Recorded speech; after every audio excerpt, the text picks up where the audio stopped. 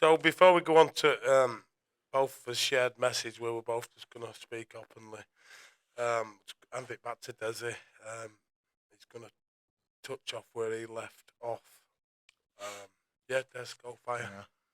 Cheers, Ricky. Yeah, like back. I just want to say, that's Ricky's first ever share. I'm proud of you. I Cheers, really am. man. I'm proud of you for getting in touch with me. But like I say, you first ever shared, on a podcast. First ever shared ever. Bear in mind. But yes, I've always been proud of you, Ricky, and since you've got sober and got in touch with me, like I say this way, a lot of people that I help, it takes balls to walk through them doors of alcoholism. That Right, we're back. it takes balls to walk into a 12-step program or get in touch with somebody. But yeah, where I left off at back end of my drinking, it was bad times. It really was. But when I walked into that first meeting, I cried all the way there and all the way home, and still today, and when the raw emotion that you hear in meetings and people shares and stuff like that, it's the raw emotion. I still get upset. That's normal. But what's happened in my last 9 years, I got a second chance. I'll be honest. I got a second chance in life, and all thanks to two people who took me to my first meeting. And I haven't been all plain sailing. I'll be honest. I'm not perfect. Far from it, really. And I'm still learning every single day about myself. But what it is, I'm willing today. I'm willing to learn. Where I want over me. If you want about rugby or anything like that, I won't bothered. I won't willing to learn in these meetings, and people outside of the meetings. I'm willing to learn. But like I say, I've been all plain sailing these last 9 years. I've had some really good times and some really bad times. One that really sticks out to me. Two really. One of them, it was Fryson presentation, and we went to escape after. Obviously, me drinking lime and soda or lime and tonic. What I drink these days.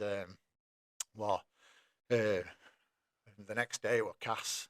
Cass were at home, and I was running down, and police had cornered it off, and I thought, oh, somebody's jumped in the river or something like that, and it was. I got that phone call off my mum at half time.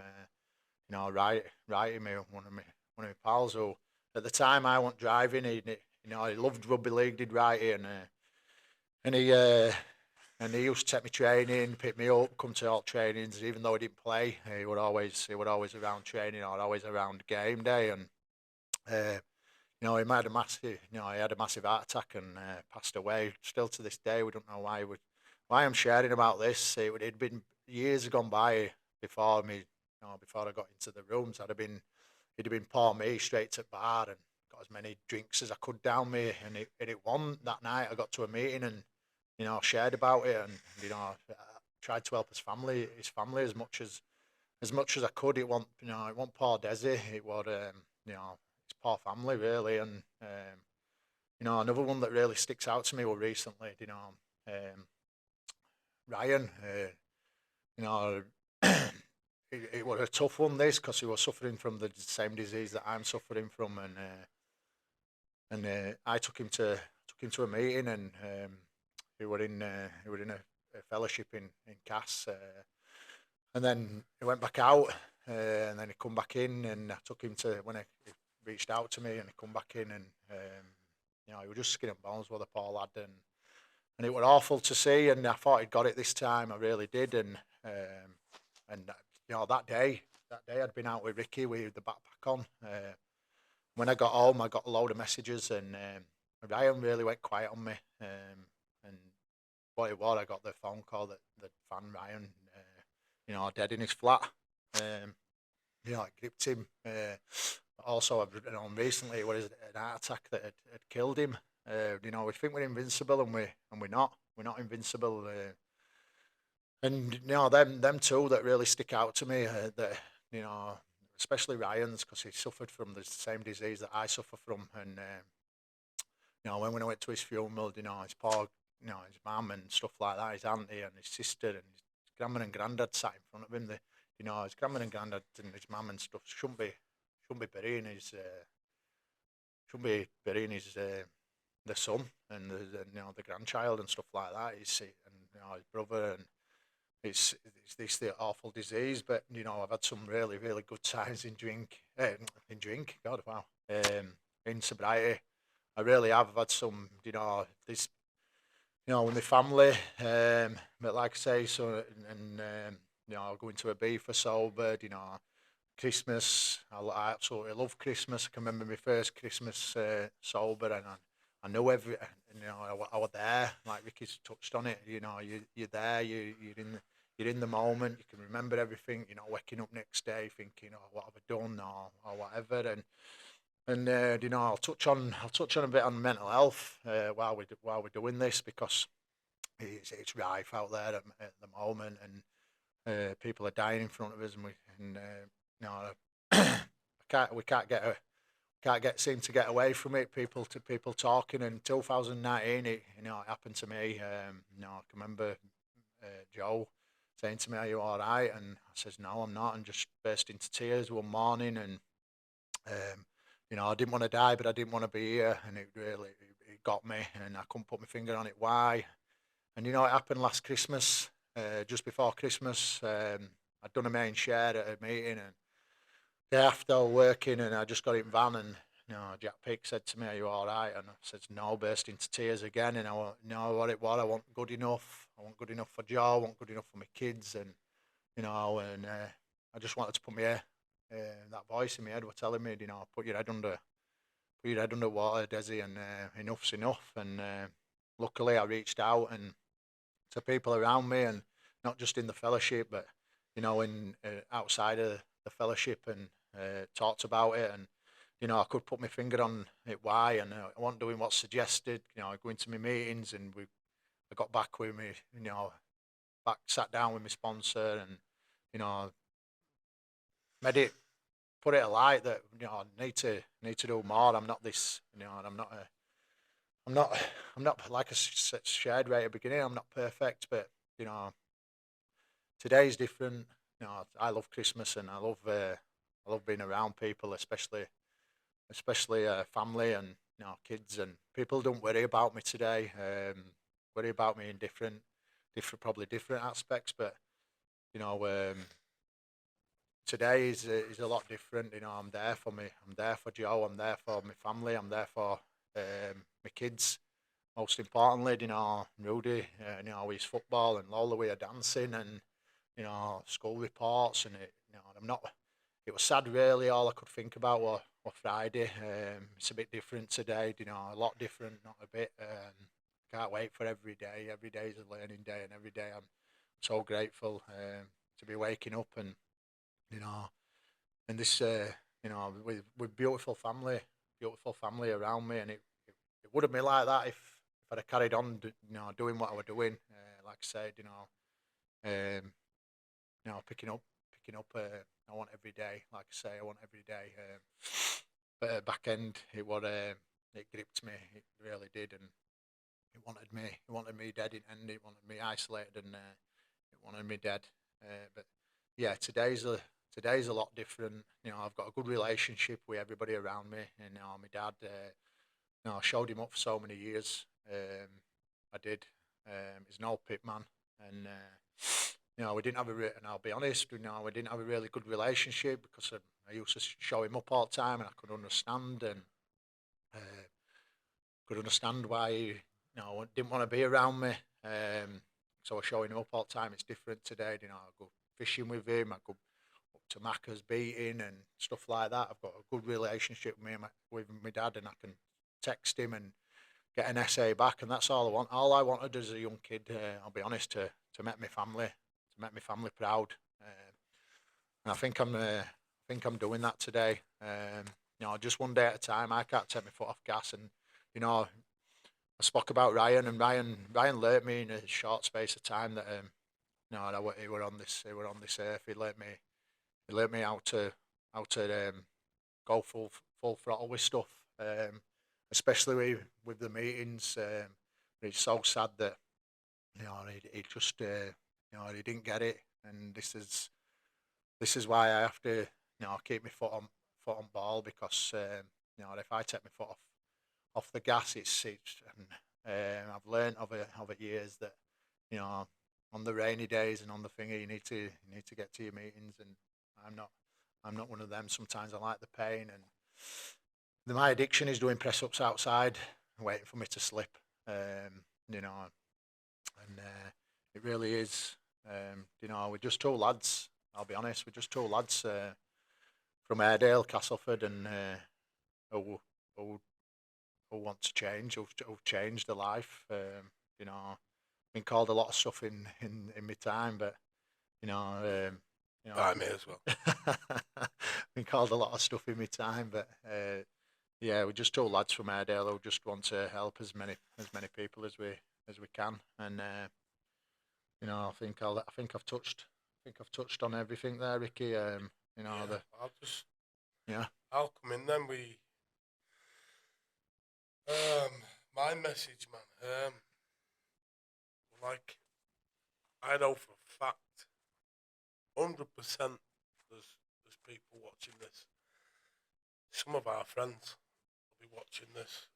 Um, you might be like me, sat in woods, looking roaring your eyes out.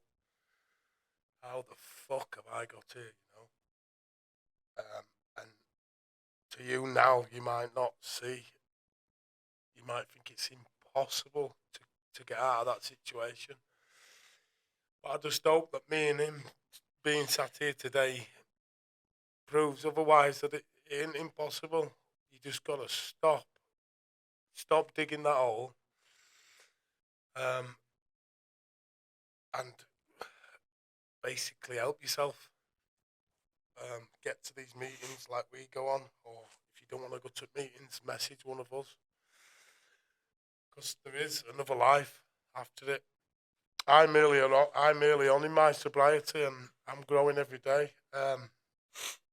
I really struggled, especially Boxing Day.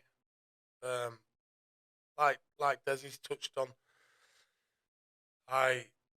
some of my best days was when I was drinking, and I really loved Boxing Day, because with having brothers that have spent time in army, and one now lives in Spain, and it's very rare we're all in the same room together as a family. And Boxing Day is one of them days where we usually are.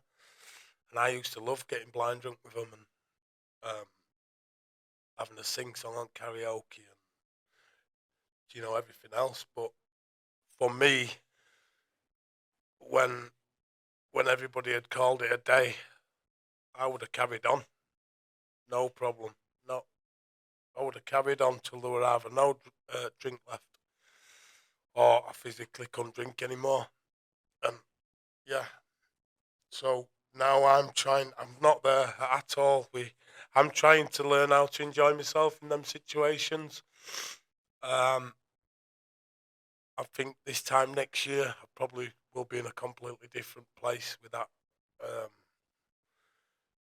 I think the key to it is go out with somebody um, who's also on sober journey, but he mugged me off this year with his rugby mates. So yeah, it's all a big learning curve, but it is possible. Be prepared. I'm prepared to drop anybody now that ain't gonna support me on it, because at the end of the day, my peace and my serenity is the most precious thing, not just to me, but to my family. Because if I'm in that mindset, it rubs off throughout. Just like alcoholism is a family illness. Um, Me being better, me being well, affects all the family, and I ain't gonna risk that for anything. I've got something today, or I'm building on something today that no amount of money can buy. Um, I mean, you see people on TV, don't you? The late Rikki out there. It don't matter how much money you've got. You know, if them demons are strong enough, it's going to take you down in it. I too have lost friends from army um, that continued to have that battle when they left, and it got better of them. It is a killer, isn't it? Yeah, Drugs, massive killer. alcohol is a killer, man. Massive And killer. I feel blessed today. Do you know that I'm sat here doing this? But a message to anybody: you can't who's maybe just quitting. You cannot think, "Oh, I'm never gonna drink again," because it don't work. You've just got to think about the moment you're in. Today, I will not drink. I will put my head on that pillow tonight, and I'll deal with fucking tomorrow. Tomorrow. Don't think about tomorrow till it comes, and don't dwell too much on yesterday. It's fucking gone on it. So yeah, that's my message to anybody. Please, please, if you're already having conversation, already falling out with alcohol, your relationship with alcohol, then you probably do need help. So message one of us, and we'll help you best we can. I think Dezi ain't got else to add. He's got a curveball question from it, and I have him too. So we're gonna pause it there while we remind ourselves what the questions are.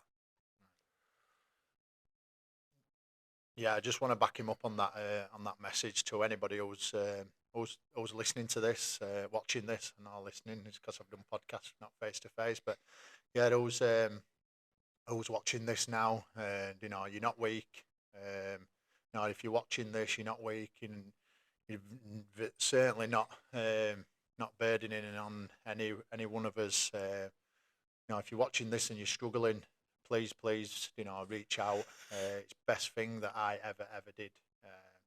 And why I say that, you know, people might think, oh, it's your kids and stuff like that. I wouldn't have them if I didn't reach out and do what I'm doing today.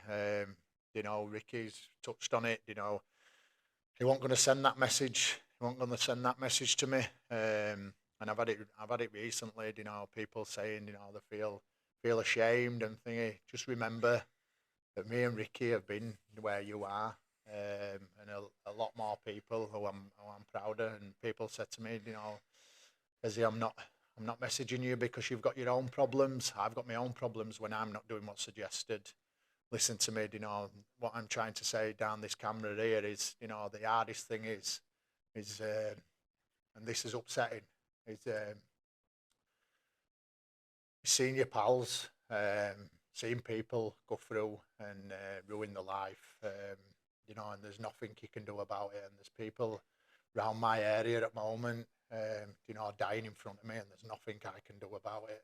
It's cripples me at times. You know, there's nothing I can do. If you're behind this phone, or if you're behind your phone and you're behind or looking, you know, listening to watching this video, please reach out to us. And that's drink, drugs, mental health, whatever. And also, you know, if you've got any questions to ask us, it might not necessarily be you. It might be somebody who's in your family who is struggling, and you don't know where to turn. You know, I'm here to help. I really am. Yeah, cheers. Yeah, so like I said, we prepared some questions for each other. A curveball. He don't know what I'm going to ask him, and I don't know what he's going to ask me. So, Desi, my question, and I ask you this because if you don't like me, no matter what we do, we can't. We're our own worst enemy, and we can never be proud of what we do or what we become. Yeah. So, I ask this question because it might, if you answer it honestly, it might just make you realise how far you've come. And, so my question is, if your nan, granddad, yeah, could be sat there now for 10 minutes, what do you think they say to you about your journey that you're on now? Oh, God, tough one, that, Rick. I knew that were coming. I knew that were coming about my gran and granddad, because I'll touch on this. I can remember training with Rikki one at times, and we were going up Queen's Park Hill, and he said to me, Dezi, just imagine that your gran and granddad are at top there. So this bit is, totally honest, it's not rehearsed or all like that. And if I had my gran and granddad sat there at side of me, for one, I'd give him a massive cuddle. I went to the grave recently, and I very rarely go, and it's really upsetting. It's still upsetting today, but if I had them two sat there at side of me, What do you think they'd say to you, mate? they'd be proud. They'd be proud of the man that I've come today. Helping others. Doing what I'm doing in this community. Why I say this community, because there was San Martin, Redhill, through and through, and my grandma were a woman who she won't chose her words. She'd say how it was, and if somebody were there, especially me, I were the golden child, golden boy. I'll be honest, in their eyes, and. But yeah, I think Rikki. I think they'd be proud of the man that I've come today. I'm sorry for. No, the it's reason fine. why I asked that is because we're his own worst enemies, Yeah, man, of course we are. and we can't be proud. No matter what, I've done 50 milers, 80 milers, and I'm never proud of my son. And him answering that honestly, I hope you can be proud. Yeah. That's what I was trying to get at, Yeah. mate. Anyway, fire away. I've got one here. Go steady with me, Dezi, I man. will. I'm vulnerable. I will, mate. Go on, mate. This I ain't come up with this. One of your brothers has come up with this. All right. Great. This will be interesting. Let me get this right. So I don't want him to. I don't want him to message me and say, "Well, you did that." No. What would be different if your dad was still around? Oh, wow. What would be different?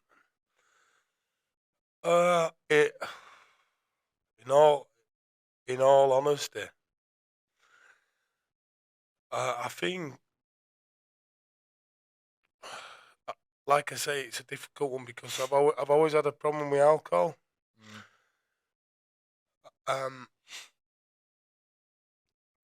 I think as a family we're maybe not as close as he might have wished.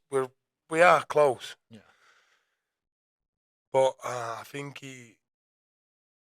we all gravitated round him, and he kept it all together. Yeah. In terms of my own struggle, I think my old man always had a way of explaining things to me, put things in perspective. Possibly we might have not have hit rock bottom as far as I did go, because I would have been knocking on his door. But and then again, I think it might have been a double-edged weapon as well, because I might not have the balls to say how poorly I was. Yeah. If that makes sense. Yeah. But yeah, I think how things would be different. Like you, I think he'd be sat there, especially today. He'd be sat there with a big fucking grin on his face, Yeah.